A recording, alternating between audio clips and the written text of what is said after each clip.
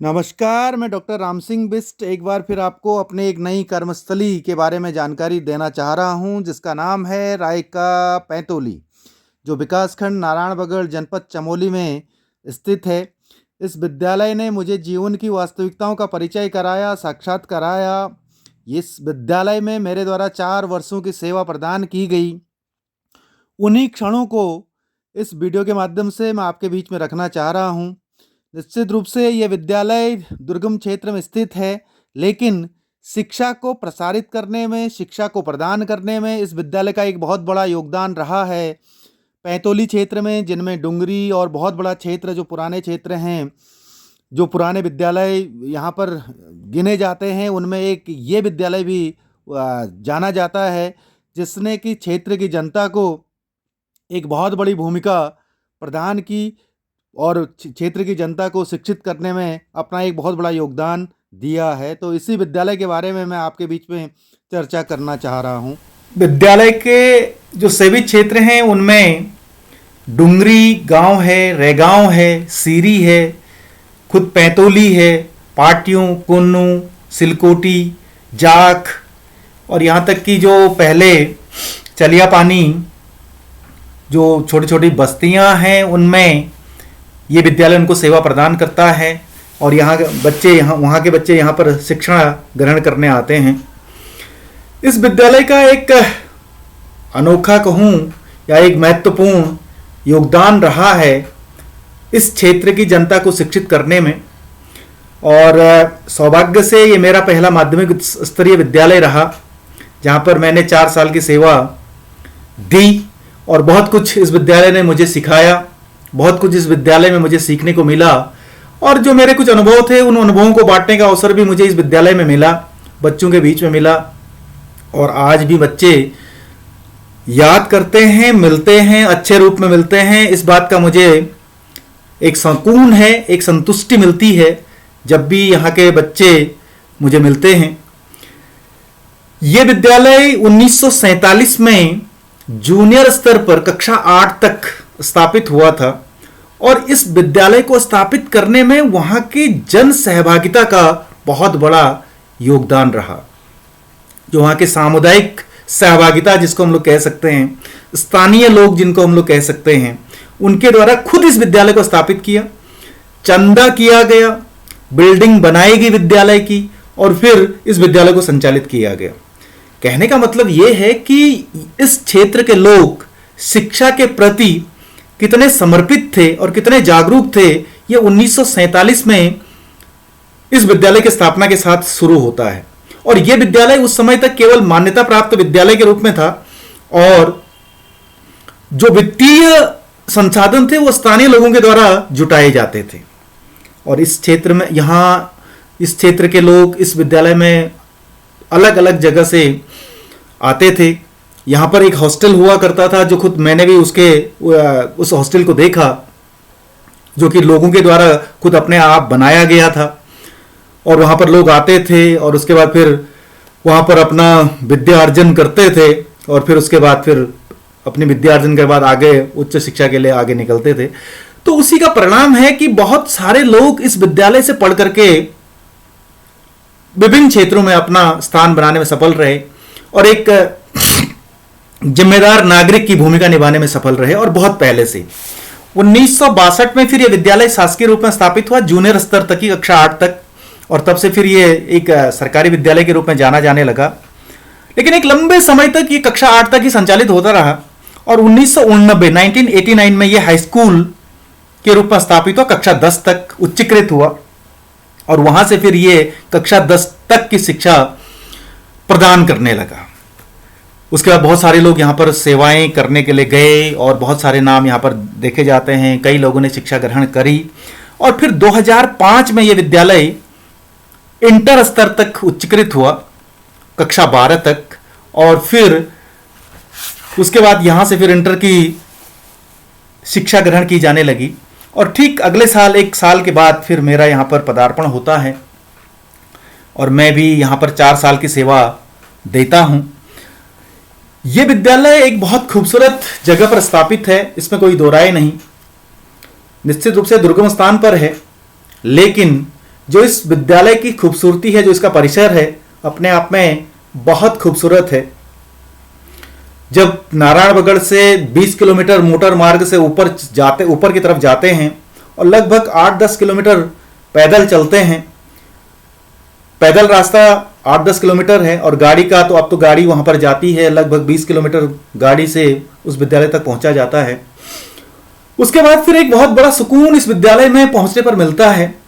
बहुत ऊंचाई पर यह विद्यालय स्थित है, बड़ा मैदान है। विद्यालय के पास 217 नाली भूमि आज भी है, जो शायद नारायणबगड़ विकासखंड के अंतर्गत सबसे भूमि के मामले में सबसे धनी विद्यालय होगा, ऐसा मेरा मानना है।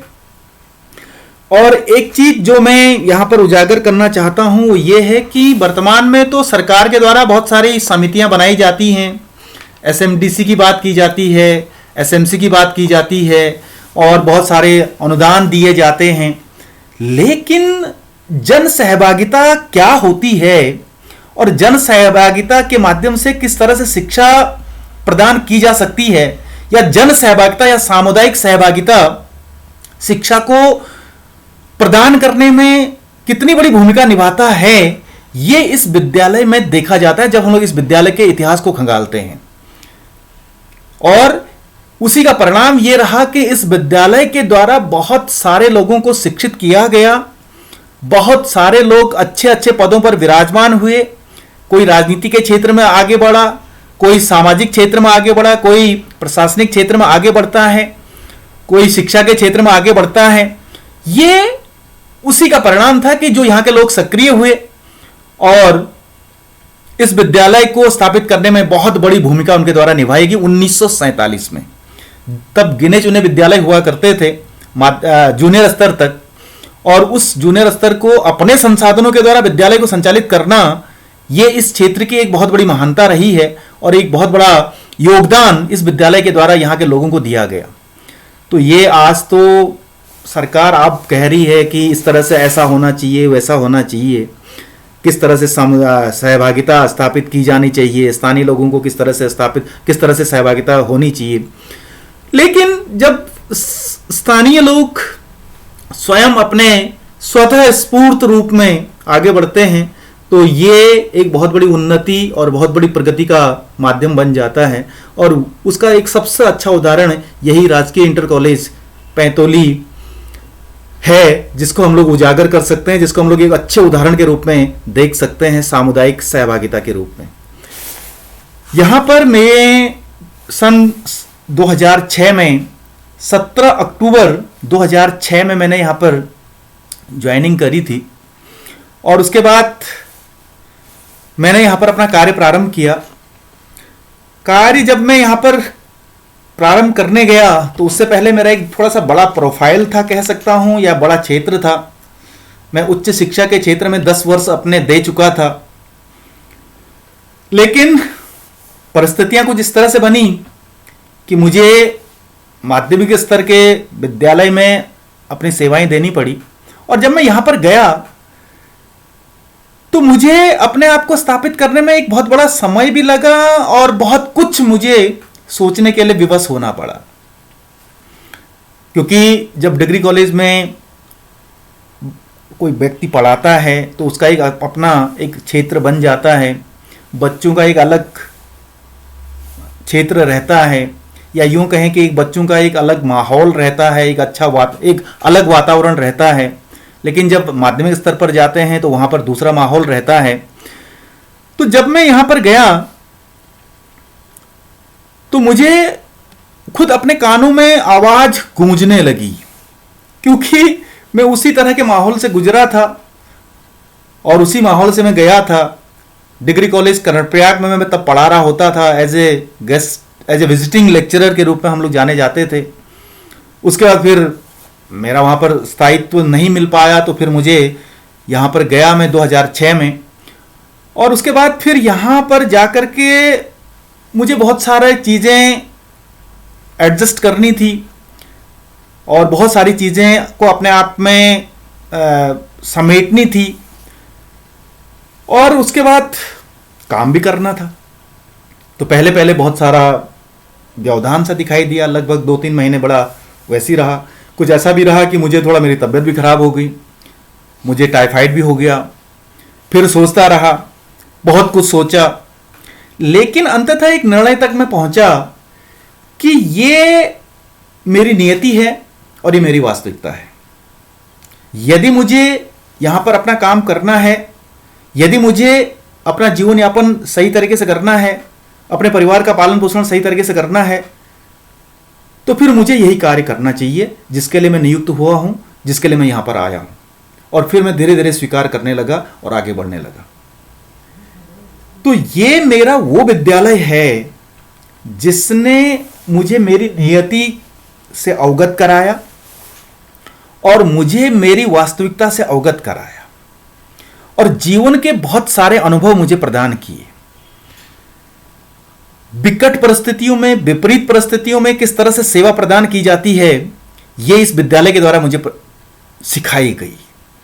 और उस सेवा के बाद जो एक संतुष्टि अपने दिलो दिमाग में आती है, वो इस विद्यालय के द्वारा मुझे प्रदान की गई।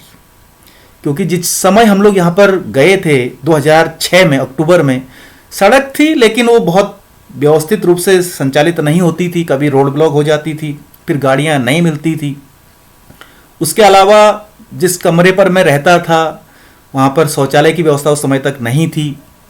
तो ये कुछ ऐसी चीजें थी जो मुझे एडजस्ट करनी थी और मैं करने में सफल रहा और एक बहुत अच्छे तरीके से मैं वहां पर अपनी सेवाएं देने में सक्षम हो पाया। बहुत ज़्यादा फोटोग्राफ्स मेरे पास इस विद्यालय के नहीं हैं, लेकिन जितने फोटोग्राफ्स हैं वो मैं आपके बीच में रखने जा रहा हूं और उनके आधार पर इस विद्यालय की यात्रा आपको कराना चाहता हूं। ये वर्तमान में नया गेट बन चुका है। उस समय तक तो ये गेट नहीं था, लेकिन परिसर यही है, यहीं से आगे हम लोग जाते थे। और जब मैं पहली बार गया यहाँ पर ज्वाइनिंग करने के लिए, तो उस समय प्रभारी प्रधानाचार्य वहाँ के शत्रुघ्न केवट जी थे, जो बड़े सज्जन आदमी थे और जिनका भी योगदान इस विद्यालय को बनाने में और इस विद्यालय में बहुत बड़ा रहा है और जिन्होंने पूरा अपना 100% इस विद्यालय को दिया, यहाँ के बच्चों को दिया, ये मैं कह सकता हूँ। तो ये उस विद्यालय का परिसर है। ये नई बिल्डिंग बन चुकी है। उसके बाद लेकिन ये पुरानी बिल्डिंग ये कुछ दिखाई दे रही है। पुरानी बिल्डिंग पहले से ये चली आ रही थी। और उसके बाद ये कुछ फोटोग्राफ्स उस समय की मेरे पास थी। ये बच्चे हैं, मैं हूं और एक जो शत्रुघ्न केवट जी और जो उससे पहले के जितने भी स्टाफ यहां पर थे, उनकी एक बड़ी देन रही है कि इस विद्यालय में फूलों का बड़ा महत्व स्थापित किया है। जहां देखो वहां फूल ही फूल दिखाई देते थे। कभी गुलाब के फूल होते थे, कभी गेंदा के फूल होते थे और कभी गेंदा के विभिन्न तरह के अलग अलग तरह के फूल, और हमेशा ये खिले रहते थे और बड़ा खूबसूरत ये परिसर बना रहता था। और यहाँ जाते ही इस परिसर के अंदर जाते ही मन बड़ा खुश हो जाता था। तो ये बच्चे हैं और ये बच्चे हमेशा, एक और खासियत इस यहाँ के बच्चों की रही है कि जब भी ये बच्चे विद्यालय को आते और गुरुजी को देखते तो सबसे पहले पांव छूते। और कभी कभी तो हमें लगता था कि ये बहुत ही ज़्यादा हो रहा है, लेकिन फिर भी बच्चे नहीं मानते थे। तो ये उस समय की एक तस्वीर मेरे पास थी। इन तस्वीरों को उपलब्ध कराने में कुछ मेरे साथियों ने बड़ा योगदान दिया है। ये तो कुछ मैंने कुछ पेमेंट के माध्यम से बनवाई थी उस टाइम पर एक फोटोग्राफर्स के द्वारा। लेकिन कुछ वहाँ पर जो अभी भी कार्यरत साथी हैं जिनके साथ मैंने काम किया था, आदरणीय सुभाष चौधरी जी और उमाशंकर खंतवाल जी, उनके द्वारा भी कुछ तस्वीरें मुझे उपलब्ध कराई गई हैं और तभी मैं इन तस्वीरों के माध्यम से उस विद्यालय का वर्णन करने में सक्षम हो पा रहा हूँ। और ये जो तस्वीर खींची थी कुछ, जो उस समय वहाँ पर एक चंद्र प्रकाश गुसाई नाम से आदमी, वहीं के स्थानीय व्यक्ति थे जिन्होंने जो तस्वीर खींचते थे, फोटोग्राफी करते थे, तो उन्होंने उपलब्ध कराई थी। ये फोटो की फ़ोटो मैंने खींच रखी है। तो ये विद्यालय का परिसर है और सुबह सुबह का ये बच्चे आ रहे हैं। ये अभी वर्तमान में ये रास्ता बन रहा है और ये नया कंस्ट्रक्शन ही चल रहा है जो अभी वर्तमान में है। ये चौधरी जी के द्वारा मुझे फोटोग्राफ्स दी गई, ये अभी का, और जो कुछ अभी के कुछ तस्वीरें हैं, नई नई तस्वीरें हैं। बच्चों के साथ रैली में जा रहे हैं और उधर निर्माण कार्य भी चल ही रहा है। ये उस समय की मेरी एक तस्वीर है। उस समय में जब नया नया गया था, वो फूल हमेशा यहाँ पर, मैंने जैसे कहा कि हमेशा फूल खिले रहते थे और बड़ा मन को ये खुशनुमा माहौल बनाते थे, मन को बड़ा संतुष्टि प्रदान करते थे। और ये लगभग जब मैंने ज्वाइनिंग करी थी उसी समय के आसपास की ये तस्वीरें हैं। ये प्रधान जी हैं और प्रधान जी को माला मेरे द्वारा पहनाई जा रही है। और ये वहाँ के क्षेत्र जिला पंचायत अध्यक्ष सदस्य हैं आदरणीय अवतार सिंह फरसवाण जी, और ये कि शत्रुघ्न केवट जी हैं जो उस समय के प्रधानाचार्य थे, और ये दानू जी हैं जो उस समय अभिभावक संघ के अध्यक्ष शायद हुआ करते थे। तो ये उस समय कुछ एक शिक्षक सम्मान के रूप में एक आयोजन किया गया था और उसी की ये तस्वीर है। और ये फिर वही तस्वीर जो मैं खिंचवाई करता था, और ये मोरपंख का एक बहुत अच्छा पेड़ यहाँ पर था, और फूल आप लोग देख सकते हैं बहुत जगह जगह चारों ओर फूल ही फूल खिले हुए हैं। ये फिर वही तस्वीर है, वही बच्चे हैं, और हम लोग ये कंडवाल जी हैं जो मेरे साथी हुआ करते थे। और हम लोग जब कर्णप्रयाग से जाते थे तो साथ जाया करते थे। आप देख सकते हैं ये पूरे विद्यालय का ये कितना खूबसूरत परिसर बना हुआ है, तरह तरह के गुलाब के फूल खिले हुए हैं, बच्चे आ रहे हैं, हम लोग बड़े खुश दिख रहे हैं। ये फिर एक और तस्वीर है जो बच्चों के साथ हमने खींच रखी है, वो यही कंडवाल जी हैं। ये एक चौधरी जी हुआ करते थे, उनकी ये तस्वीर, उनके साथ ये तस्वीर है, और ये स्वयं मैं हूँ। और ये उस समय की एक और तस्वीर, ये केवट जी हैं जो शत्रुघ्न केवट जिनका मैं जिक्र कर रहा था, और 3 लोग वही हैं। और ये है जो पुरानी बिल्डिंग थी जिस पर असली कक्षाएं चला करती थी, और कक्षा 8 तक की बिल्डिंग कभी बनी थी तो उन्हीं पर अधिकतर ये कक्षाएं चला करती थी। और उस समय केवल एक ये बिल्डिंग थी जो 2 कमरों की ये बिल्डिंग थी, और यहाँ पर ही कक्षाएं चला करती थी, लेकिन मुख्य कक्षाएं इसी पर चला करती थी। और ये प्रांगण है, प्रांगण के मामले में बहुत ये शत्रुघ्न केवट जी के साथ मेरी ये तस्वीर है। ये उस समय जो ये आयोजन किया गया था उसमें एक सबसे अच्छे शिक्षक कहूँ, या वो शिक्षक जिसने सबसे अच्छा रिजल्ट दिया बोर्ड परीक्षाओं में, उनको सम्मानित किया गया। और ये कंडवाल जी थे उस समय जिन्होंने कि सबसे अच्छा रिजल्ट दिया। उनमें ये कंडवाल जी हैं, ये स्वयं मैं हूँ, और ये भट्ट जी हैं जो अभी भी वहाँ पर कार्यरत हैं, और ये दीपेंद्र सिंह बिस्टे हैं जो कि उस समय पर गणित के शिक्षक हुआ करते थे, और उसके बाद फिर वो कुछ समय के बाद स्थानांतरित होकर के इधर श्रीनगर की तरफ आ चुके थे। तो ये उस समय की एक तस्वीर है जो मैं आपके बीच साझा कर रहा हूँ, और अच्छा भी लग रहा है। ये एक कंप्यूटर रूम था, तो कंप्यूटर रूम के अंदर की ये तस्वीर खींच रखी है। खंतवाल जी ऐसा ही खींचा करते थे समय समय पर अलग अलग तरह से, तो उनके द्वारा इस तस्वीर उपलब्ध कराएगी मुझे। ये एक नई बिल्डिंग उनकी बन चुकी है जो वर्तमान में मुझे चौधरी जी के उपलब्ध कराएगी ये तस्वीर। और ये भी एक वही है बिल्डिंग जो नई बनी है और बड़ी अच्छी लग रही है। ये है वो दिन जब हम लोग बर्फ में वहाँ पर अपना जीवन यापन करते थे। ये मिश्रा जी हैं, सादानंद मिश्रा, जो मेरे परम मित्रों में से एक हैं, और इन्हीं के साथ बहुत सारा समय वहाँ पर व्यतीत हुआ करता था। आपस में चर्चा परिचर्चा इन्हीं के साथ ज़्यादा हुआ करती थी। तो एक बर्फ के समय की तस्वीर है, बर्फ गिरी हुई है और हम लोग बैठे हुए हैं, धूप खिली हुई है। ये फिर एक और तस्वीर है जो हमारे कमरे के बाहर की है। ये खंतवाल जी हैं और ये चौधरी जी हैं, और ये मैं स्वयं, बर्फ गिर रही है। और इन विपरीत परिस्थितियों में हम लोग रहा करते थे। उस समय पर कभी कभी पानी टूट जाता था, पानी लेने के लिए कहीं और जाना पड़ता था, कभी कभी बर्फ पिघला करके ही पानी की व्यवस्था करनी पड़ती थी। तो मैं जो कह रहा था कि इस विद्यालय ने मुझे जीवन की वास्तविकताओं से परिचित कराया और मेरी नियति के बारे में मुझे परिचित कराया कि मेरी नियति क्या है। नियति को मैं इसलिए बार बार यहां पर कह रहा हूं क्योंकि जब मैं यहां पर मैंने जब पीएचडी ज्वाइन करी श्रीनगर में, उसके बाद फिर नेट की तैयारी करी, और उस समय पर नेट अपने आप में एक बहुत बड़ा उद्देश्य और बहुत बड़ा गोल माना जाता था।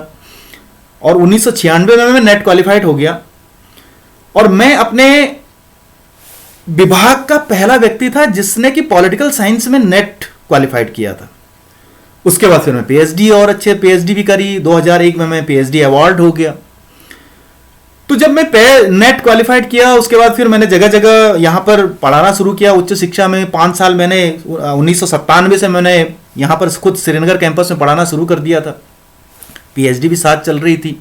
फिर उसके बाद एज ए विजिटिंग लेक्चरर मैं पैतौली नागनाथ पोखरी गया, डिग्री कॉलेज नागनाथ पोखरी के नाम से, वहाँ पर भी पढ़ाया 3 साल। फिर उसके बाद मैं कर्णप्रयाग आ गया, 3 साल वहाँ भी पढ़ाया। लेकिन वहां पर स्थायित्व नहीं मिला। बहुत सारे इंटरव्यूज हुए, बहुत सारा कुछ हुआ, बहुत सारा इधर उधर जाना हुआ, लेकिन स्थायित्व नहीं मिला। तो अंततः फिर मैंने, जब मैं कमीशन हुआ लोक सेवा आयोग से प्रवक्ता पदों पर, और मैंने ऐसे ही चलते फिरते मैं ही वो टेस्ट दिया और इंटरव्यू भी हो गया और उसमें मेरा सिलेक्शन भी हो गया और मुझे विद्यालय मिल गया। जाऊं ना जाऊं, ये करूं क्या करूं, इस बारे में बहुत सारा सोचा गया, विचारा गया, लेकिन फिर भी मैंने ज्वाइन कर लिया। और उसके बाद जब मैं ज्वाइन कर गया तो फिर मैं पूरी तरह से फिर धीरे धीरे फिर यहीं का होने लग गया और मैं पूरे मनोयोग के साथ इस विद्यालय में कार्य करने लगा। इन बच्चों से प्रेम होने लगा, यहाँ के क्षेत्रवासियों से प्रेम होने लगा। फिर लगा कि यही मेरी नियति है, मुझे यही काम करना है। और मैं शायद इसीलिए इस बात को बार बार दोहरा रहा हूं कि जेआईसी पैंतोली ने मुझे वास्तविक जीवन से परिचय कराया मेरा, और किस तरह से विपरीत परिस्थितियों में सेवा की जा सकती है और उस सेवा का फल कितना सुखद होता है, ये इस विद्यालय के द्वारा मुझे दिया गया। अब आप सोच सकते हैं कि ये बर्फ का माहौल है और फिर अकेला व्यक्ति है और बहुत ज़्यादा संसाधन नहीं है, तो फिर उस समय पर लाइट भी बहुत ज़्यादा व्यवधान होता था। उसके अलावा सड़क की सुविधाएं नहीं होती थी, शौचालय नहीं हुआ करते थे प्रॉपर। तो फिर उन परिस्थितियों में अपने आप को सरवाइव करना, फिर उसके बाद बच्चों के बीच में ज्ञान प्रदान करना और एक हमेशा सकारात्मक रूप में ज्ञान प्रदान करना, ये अपने आप में एक बड़ा एक चैलेंज, एक चुनौती जीवन के लिए रहती है। और हम लोग उस चुनौती को स्वीकार करने में सफल हुए, उस चुनौती का सामना करने में सफल हुए, और यही मैं बार बार इस बात से को कहना चाह रहा हूँ। तो ये बर्फ की तस्वीर है, ये फिर वही बर्फ गिर रही है और तस्वीर खींची जा रही है, आनंद लिया जा रहा है। ये फिर बर्फ की तस्वीर है और बर्फ के दूसरे दिन जब मौसम बड़ा खूबसूरत होता है तो फिर उस समय चेयर बाहर पर लगी हुई है, धूप खिली हुई है और बर्फ के साथ और सब कुछ चल रहा है, पढ़ाई भी हो रही है, फ़ोटो भी खींची जा रही है। और ये बड़े खूबसूरत, ये चौधरी जी हैं जो अभी भी वहाँ पर कार्यरत हैं, और ये मिश्रा जी हैं, और ये बड़े खुशनुमा व्यक्ति हैं और इसलिए उन्होंने इस तरह से फ़ोटो खींच रखी है, जो आज बड़ा अच्छा लग रहा है इस फ़ोटो को देख करके। ये है उस समय की सबसे मुख्य बिल्डिंग, और ये स्टाफ के कुछ लोग, ये कश्यप जी हैं, ये राम जी हैं, ये स्वयं मैं हूँ, और उसके बाद कुछ ये खंतवाल जी हैं, ये केवट जी हैं, और ये पीटीआई जी हैं, ये कंडवाल जी हैं। और ये बिल्डिंग है, यही बिल्डिंग हमारी मुख्य बिल्डिंग हुआ करती थी, जो कभी बहुत पहले बनी होगी जूनियर हाई स्कूल के नाम पर, और इसी में हम लोग पठन पाठन सब कुछ यहीं पर करते थे और यहीं पर हम लोग सब अपना जीवन यापन के साधन हमारे सब यही थे। इसी बिल्डिंग में जब यहाँ पर एक सरस्वती की चित्र दिखाई दे रहा है, जब कभी कक्षा 12 के बच्चे अंतिम उनका समय चल रहा होता था और उनको विदाई देने का समय आता था, तो यहाँ पर एक बड़ी अच्छी परंपरा विकसित कर रखी थी कि जो कक्षा 12 के बच्चे हैं वो बहुत अच्छे मनोयोग के साथ और बड़ी सक्रिय सहभागिता के साथ विदाई समारोह में सम्मिलित होते थे। कक्षा 11 वाले जो होता है, लेकिन कक्षा 11 वाले उनके लिए बहुत अच्छा सम्मान समारोह आयोजित करते थे। और यहाँ पर एक भैरवनाथ जी का मंदिर है ठीक इस बिल्डिंग के पिछले साइड में, तो भैरवनाथ जी की पूजा होती थी, सरस्वती की पूजा होती थी, बकायदा पूरा साजो सामान, पूजा का साजो सामान लाया जाता था और पूरा स्टाफ बैठा करता था, पूरा स्टाफ जो है भजन कीर्तन ये सब कुछ करता था, बच्चे सब साथ में भजन कीर्तन करते थे।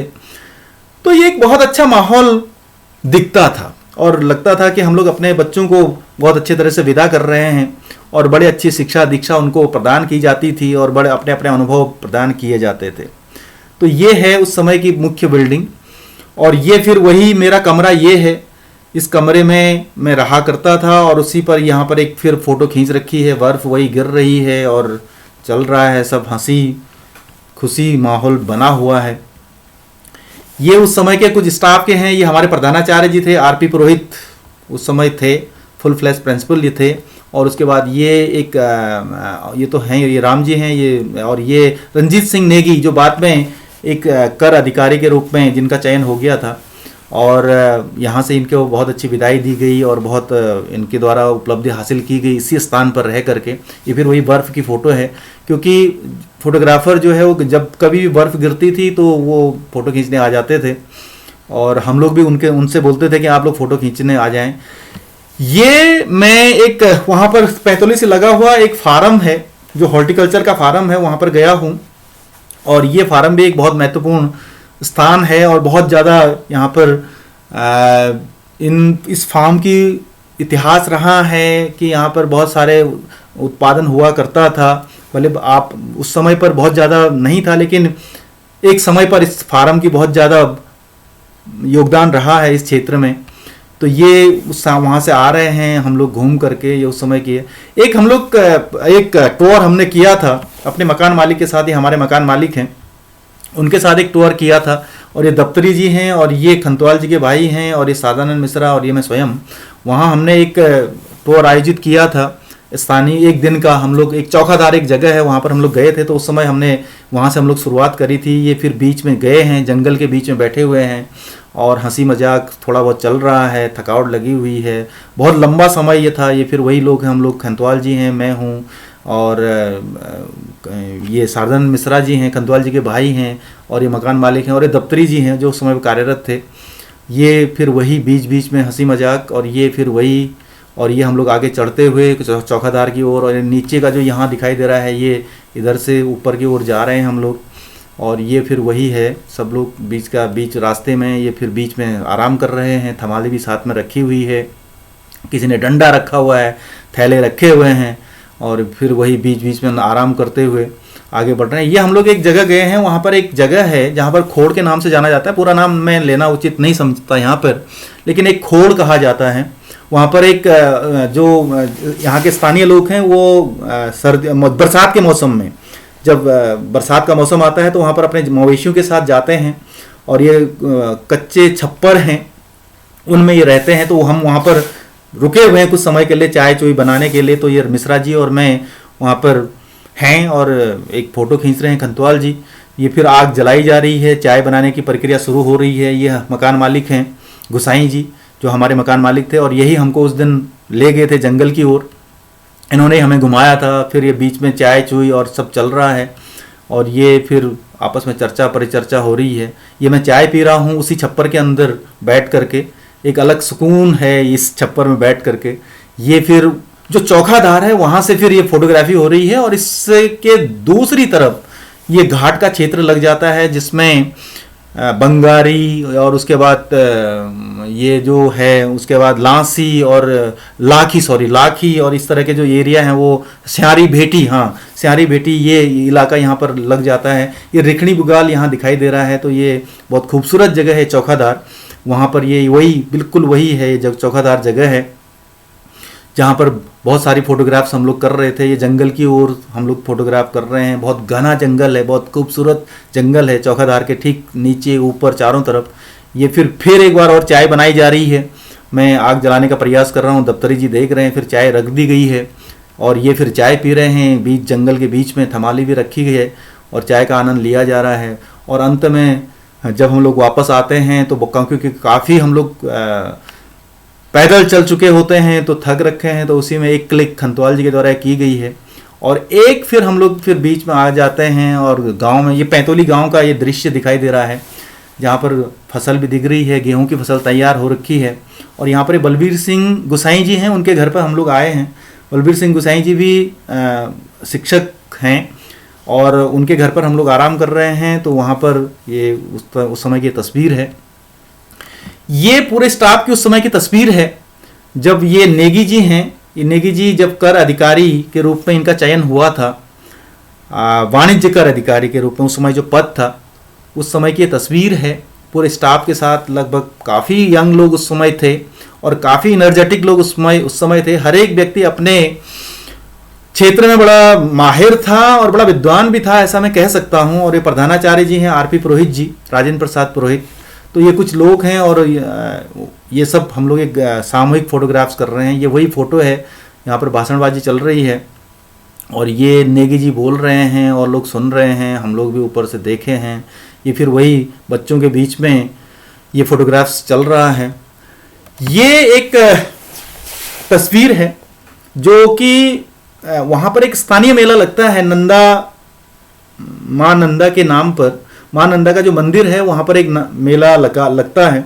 मिश्रा जी और मैं उस मेले में गए थे और उसके बाद एक जो प्रकाश गुसाई हैं उन्होंने, वो फोटोग्राफी करते थे, तो उन्होंने एक अचानक फ़ोटो खींच ली और उस फोटो को फिर मुझे दे दिया था। और वो फ़ोटो आज मुझे फिर उसका वर्णन करने में, उस मेले का वर्णन करने में मुझे सहायता प्रदान कर रही है।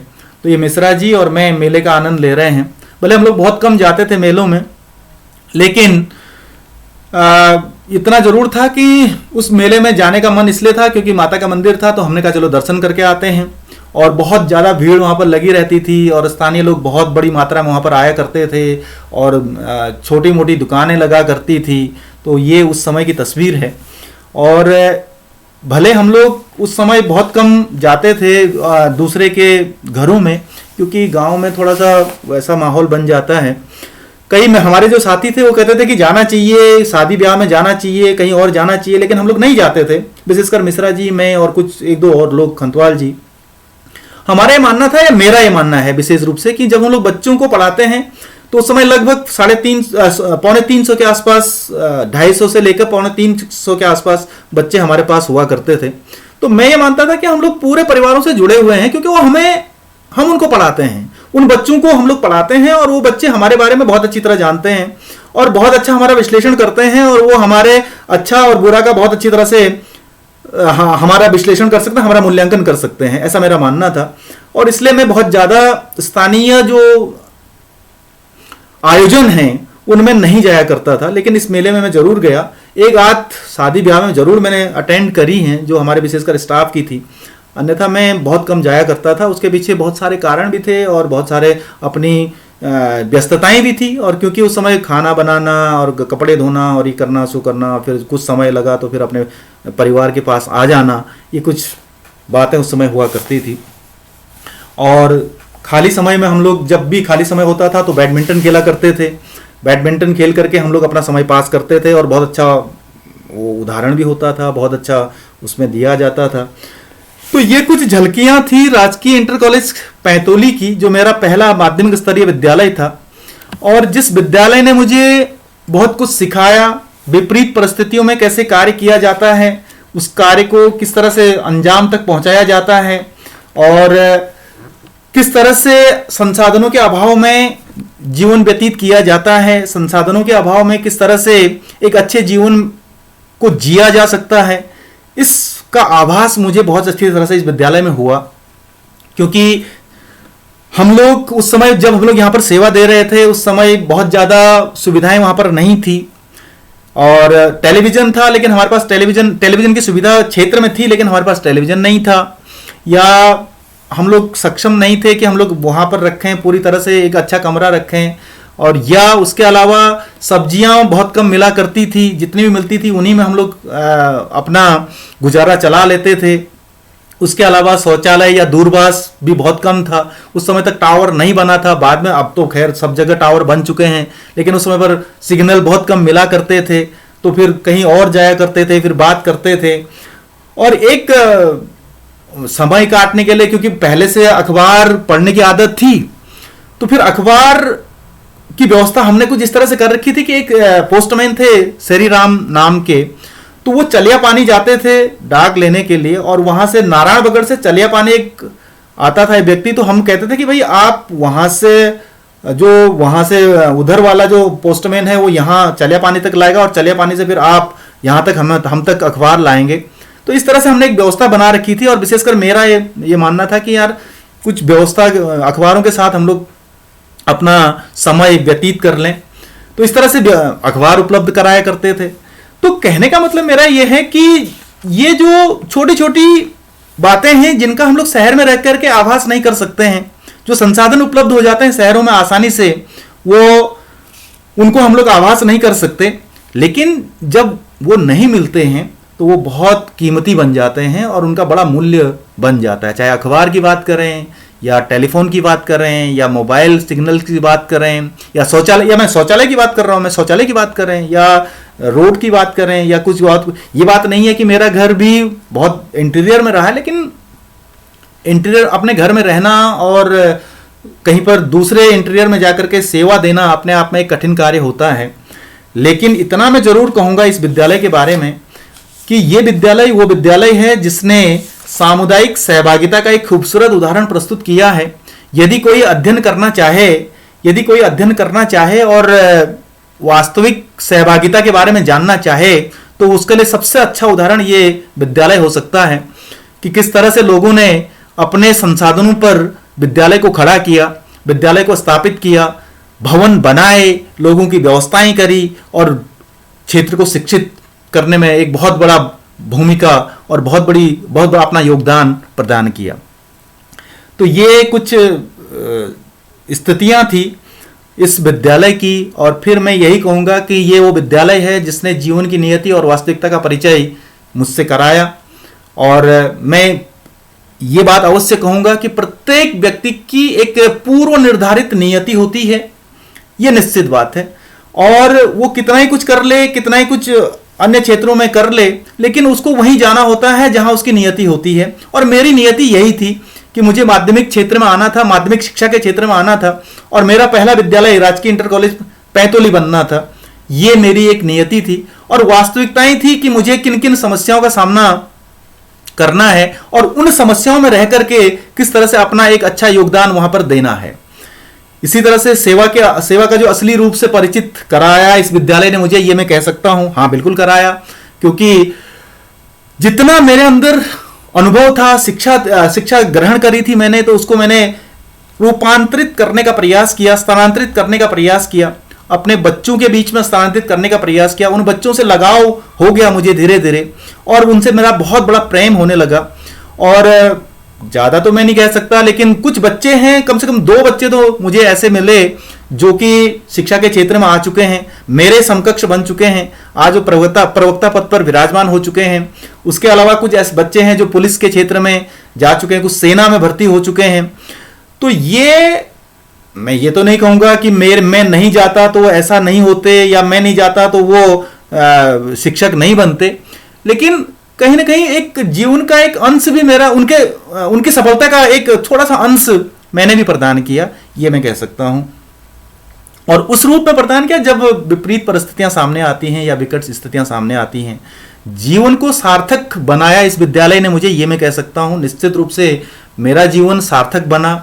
मैंने असली संसाधन का महत्व क्या होता है, संसाधन किस तरह से प्रयोग किए जा सकते हैं, संसाधन किस रूप में जोड़े जा सकते हैं, इन सब चीज़ों का अनुभव प्राप्त किया, ज्ञान प्राप्त किया, और जीवन को सार्थक किस रूप में बनाया जा सकता है, विपरीत परिस्थितियों में रहते हुए जीवन में किस तरह से सकारात्मकता स्थापित की जा सकती है, ये मुझे इस विद्यालय में प्राप्त हुआ।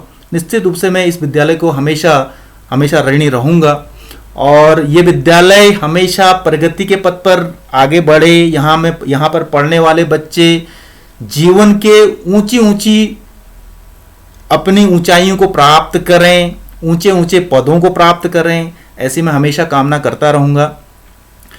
हाँ, ये बात जरूर है कि जब उसके बाद फिर मुझे एक मौका मिला तो मैं फिर वहाँ से सन 2010 में 19 नवंबर 2010 में यहाँ से मैं स्थानांतरित हो गया, और प्रतिनियुक्ति पर मैं राष्ट्रीय माध्यमिक शिक्षा अभियान DRP के पद पर चमोली में आ गया।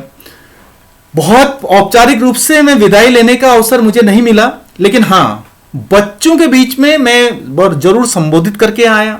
बच्चों के बीच में खुद मैं बहुत भावुक भी हो गया था, क्योंकि मुझे लगा कि जो विपरीत परिस्थितियां मेरे सामने आई थी, उन सबको उनका समाधान करने में, उन सबका निदान करने में इन बच्चों ने ही बहुत बड़ी भूमिका निभाई थी।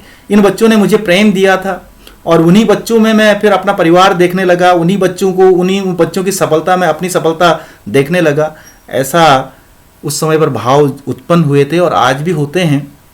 तो मैं बच्चों को संबोधित करके जरूर आया था, लेकिन उसके बाद फिर विदाई लेने का एक बहुत वैसा अवसर नहीं मिल पाया। इसका अवसर समय समय की बात है। तो ये कुछ वृत्तांत था राजकीय इंटर कॉलेज पैंतोली का, जो आज राजकीय आदर्श इंटरमीडिएट कॉलेज पैंतोली बन चुका है, जिसने कि क्षेत्र को एक बहुत बड़ा अपना योगदान दिया है, अनेक लोगों को शिक्षित किया है, अनेक लोगों की यादें इस विद्यालय से जुड़ी हुई हैं। और उसका भी मैं भी 4 साल के समय तक मैं भागी बना। और इस बात का मुझे सुकून है आज कि मैं वहाँ पर जितना भी समय दे पाया, वहाँ पर जितनी भी मैंने सेवा की, असली रूप में सेवा करी। जिन बच्चों को मुझे पढ़ाना था, उन बच्चों को पढ़ाने में मैं सफल रहा कह सकता हूँ। मैं उनको सकारात्मक शिक्षा प्रदान करने में, उनको एक जीवन यात्रा को किस तरह से आगे ले जाया जाता है उसको बताने में, या उसको साझा करने में, या उसके अलावा सपने दिखाने में कहीं ना कहीं मैं सफल रहा हूँगा, ऐसा मेरा मानना है। और निष्कलंक होकर मैं उस क्षेत्र से, उस विद्यालय से, और बड़े सम्मान के साथ मैं उस विद्यालय से दूसरी जगह स्थानांतरित हुआ या गोपेश्वर में स्थापित हुआ। ये मेरे जीवन का एक बहुत अच्छा उदाहरण रहा, बहुत अच्छा समय रहा। और इन्हीं सब अनुभवों को याद करते हुए और विद्यालय को याद करते हुए अपनी वाणी को मैं अब यहीं पर विराम देता हूँ। आपने वीडियो को पूरा देखा, वीडियो को सुना, मेरी 4 साल की यात्रा, 4 साल की सेवा के बारे में राजकीय इंटर कॉलेज पैंतोली को याद किया। इन्हीं सब के लिए आप सबका बहुत बहुत धन्यवाद।